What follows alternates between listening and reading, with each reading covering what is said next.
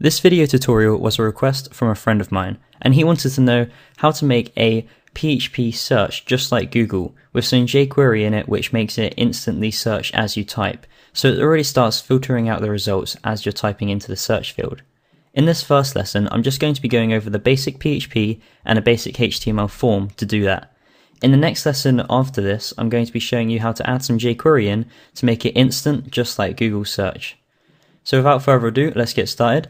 And you can see that in this folder here, there is nothing. So I'm going to start completely from fresh for you guys. Okay, so if we go to my localhost, you can see that I've created a table.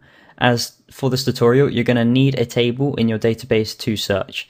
Now, as people commonly use the members table, that's what I'm going to be using this tutorial. Your members table will probably be a lot more filled up with columns in this. But you can just see that I have a username column, first name column, and a last name column. I'm going to be using the first name and last name to search this database, and then I'm going to be collecting all the other information within the search. So I'm going to be showing you guys how to do all of that. So let's open up your default text editor. I use Dreamweaver CS6. You can use any version of Dreamweaver or any text editor at all. A good free one is Notepad++, so I recommend that. The next thing I'm going to do is going to create a new PHP document. I'm going to change the title to search, just search. I'm going to save as index.php. Okay, so the next thing we're going to do is we're going to go into the body and we're going to drop down a few lines and we're going to open the form tag.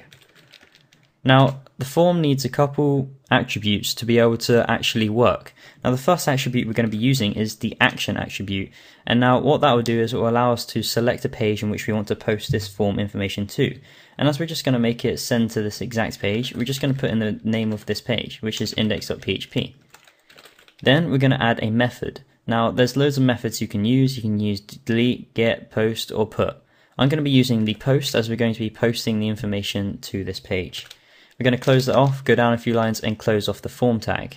Now, once we have that form tag, we can start putting in some input fields within this form tag. So we can put the input, and the first input is going to have the type of text, and then it's going to have a name of search, as that's how we're going to collect the value in both PHP and JavaScript. Okay, so the next thing we're going to do after that is we're just going to put in a placeholder, which is a HTML5 element, but I'm just going to use it in this tutorial so people can see what they need to put in here. So I'm just going to put search for members in there. Now, the next thing we need is some sort of way that the user is going to submit this form. So what we need is the input with the type of submit. So that creates a submit button which automatically submits the form which it's within. Then it's just going to have the value, which is the text within the button, and that's just going to be two little arrows like so. So once we've got that and save that, you can see that if we navigate to this page in my browser, you can see that it holds the search input field and also the button here. But if we click it, it has nothing. Okay, so the next thing we're going to do is we're just going to create the PHP which does that nothing and turns it into something. So right at the start of the document, before the doc type, we're just going to open and close a PHP tag. Like so. Now, as I'm working first time on this tutorial, I haven't created a connection script. Now, you would normally include your connect script and it would already be a separate file, just so you can include it into every page. But as this is going to be the only page in this tutorial, I'm just going to write out my connect script on this page. So how we write a connect script, and if you already got one, you can ignore this part of the tutorial. But how we write out the connect script is first we do mysql_connect. Now this will allow us to connect to our database. So this takes 3 arguments, 1, 2, 3. Now the first argument is the server name, which for me is localhost. Then is the username, which for me is root. And then is the password, and I just set mine to password on my localhost. Then we can do an or die. Now there's 2 things you can do in the or die. The first thing you can do is in mysql_error. Now if you're getting an error and it's not working, that's the best thing to put because PHP will automatically print out what you need for the error to be fixed. But the reason why you might not want to do that is because it can give out some valuable information to people visiting your site. So you might just want to do a custom string. So I'm just going to put could not connect in there. Now the next thing we're going to have to do is we're going to have to select the database. So we're going to do MySQL underscore select underscore DB, and you can guess that that DB on the end does stand for database. Then we just open and close brackets, and this only takes one argument. So we're going to put in here the database name which we want to select. Now I created a database for this tutorial, but I'm guessing you already have one. So my database name is called search underscore test, and then we do or die, and once again you can have the same options in here, but I'm just going to say could not find DB, standing for database.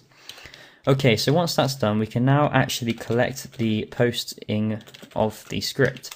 So the first thing we need to do is we need to check if the post has been set. And how we do that is we just if open and close brackets, open curly brace, go down a few lines. So we've started off our if condition.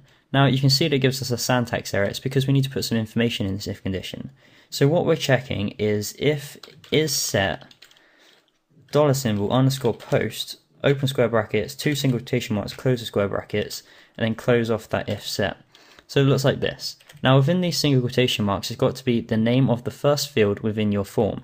So for us, it's search. Once we've done that, whatever's inside these curly braces will only run if the post of search has been posted. So if that form has been submitted. Now the next thing we're going to do is we're just going to create a variable named search queue, which stands for search query. Then it's going to be equal to $symbol underscore post search, just like so. Okay, so once we've done that out, you can choose to leave this bit out or you can add it in, depending on what you're searching for in your database. If you're searching for email addresses or maybe titles, you might not want to do this. But for me, as I'm just using one-worded items to search it, I'm going to be taking away everything that's not letters and not numbers.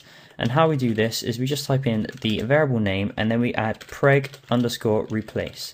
Now this allows us to replace anything that's not this first argument with the second argument onto the variable which we choose.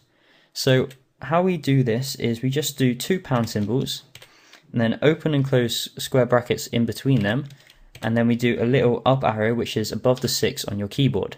Then we just do the items which we want to allow. So we do 0 through to 9 and A through to Z. Now if we put an I on the end of the last pound symbol right there, then that will make the A through to Z capitalized and non-capitalized. And as I said, we're just going to be replacing it with whatever's in here, and as this is blank, it's going to replace everything that's not this with blank, which is exactly what we want. So after we've done that, we've done some filtering, we can then do the SQL query to actually search the database. So I'm just going to call this variable query, and it's going to be equal to MySQL underscore query. Open and close the brackets, or die. Now once again, we can do exactly the same or die in here. We can do a string or the MySQL underscore error. I'm just going to do a string, and it's going to say could not search, like so. Now within the query brackets, we need to do 2 double quotation marks. Now just like any normal PHP query, you're just going to have to do select all from members, or whatever your table name is, where. Now this is where the like and the searching features come into. So we want to do where first name is like, so we put in like, and then 2 single quotation marks because we're going to be putting in a variable. Now we need to do 2 percentage symbols, and then we need to do the search queue which we created, which holds the search query posted from the form. And now I'm going to do an or last name like, and exactly the same. So I'm going to be using the first name and last name to check my table. So if what they entered into the form is like the first name or like the last name, then it's going to pick that out of the database. Now if you have loads of fields in your database, like loads of entries in your table, then you might want to limit this so it only shows a certain amount, like the closest 10. But as I don't have very many, I'm going to leave that bit out. The next thing we're going to do is we're going to count with the query. And how we do that is we're just going to do MySQL underscore num underscore rows, and then query within the brackets. Now that returns an integer of how many rows or how many rows in your table it picks up from that. So if there's no rows that has the like of first name and last name, then it's going to equal 0, and then if it has, then it's going to equal anything else. So we're going to do an if count is equal to 0.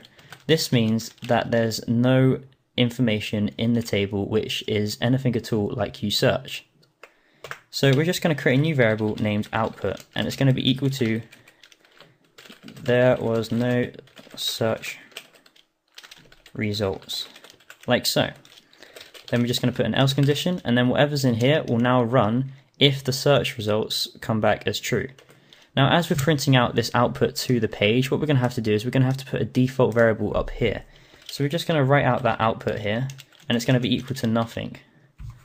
Now within the else condition, what we're going to do is we're going to do a while loop. Now this is where we can collect all the information we want. So we're going to do while row equals mysql underscore fetch underscore array. Now that collects all the rows data and puts it into array.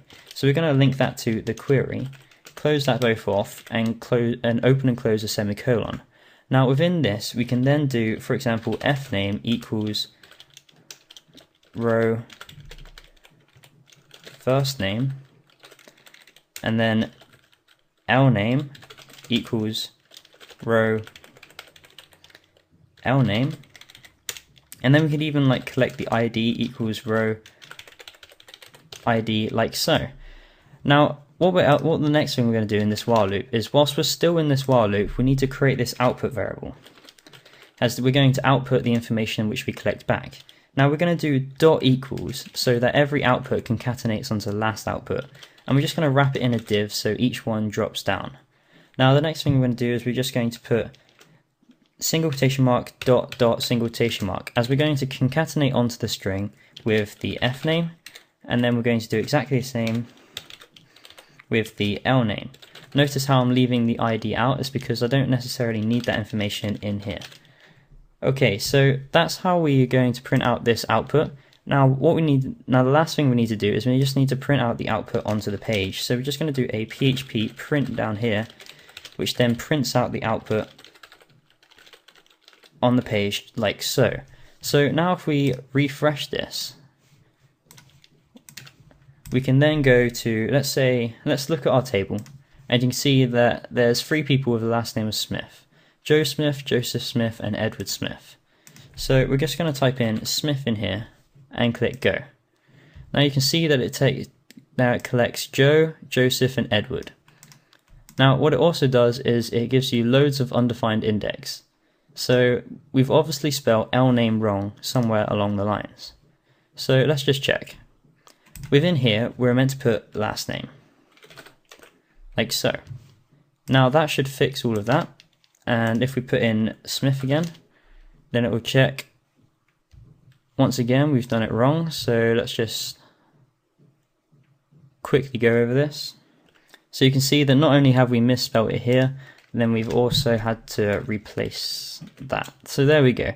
Now there should be no noticed errors. So now if we just write Joe, it will come up with all the Joes, so Joe Smith. Then if we do Smith, it will say all the Smiths, Joseph, Edward, and you can see that it still gives an undefined index. Now let's take another look at this. So IC. You see that this is IC and it should be ID. I'm sorry for the mistakes I made in this tutorial. I'll make sure that my other tutorials are a little bit better. So now you can see that it just gives the closest results out. So if we just put in J, then it sends with all the ones with J in their name. For example, if we put in P, then it has a P in here, a P in here, a P in here, and a P in there. So you can see that the search actually receives back the information which we're looking for. And in the next lesson, we're going to be going over how to make this with jQuery, and we're going to make it all instant like Google's search feature. So stay tuned for that. I hope you enjoyed this tutorial. Sorry for the little bits of mistakes I've made. Rate, comment, subscribe, like this video, and all that good stuff. Goodbye.